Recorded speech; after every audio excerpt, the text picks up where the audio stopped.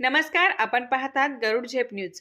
पिंपळगाव हरेश्वर येथे मकर संक्रांतीचे औचित्य साधून शिवसेना, युवा सेना व महिला आघाडी पिंपळगाव यांच्या वतीने आयोजित करण्यात आलेला महिलांसाठी हळदी कुंकू व परिसरातील पत्रकारांचा सत्कार कार्यक्रम आज उत्साहात संपन्न झाला।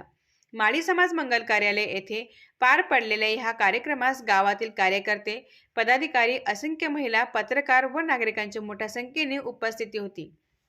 कार्यक्रमाचे अध्यक्ष माननीय श्री आमदार किशोरप्पा पाटील यांच्या प्रमुख हजेरीने हा सोहळा पार पडला।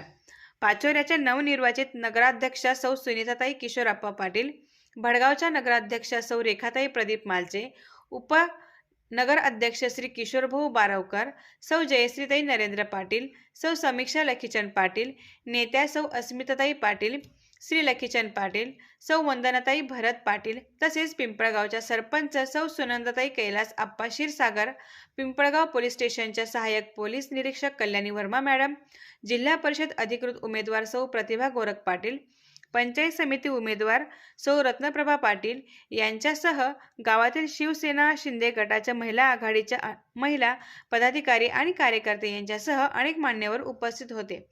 महिलांसाठी आयोजित हळदी कुंकू समारंभाने पारंपरिक पद्धतीने सर्वच मान्यवर महिलांनी उखाणे घेऊन आनंदाची उधळण केली।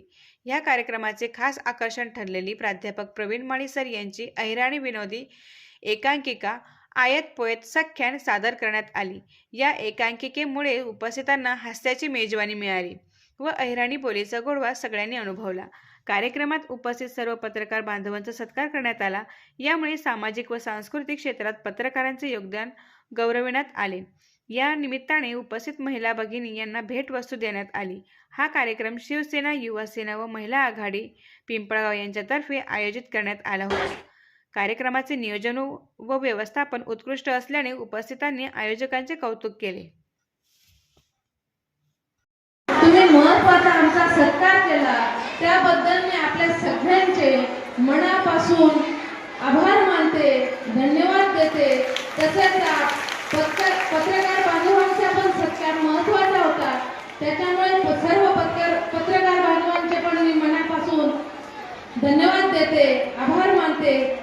त्यांनी आयोजित केला आणि आपणही उपस्थिती दिली सत्कारासाठी, त्यामुळे मीही तुमचे मनापासून अभिनंदन करते।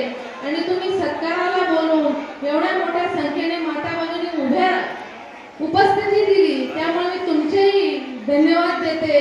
इथेच थांबते। जय हिंद, जय महाराष्ट्र।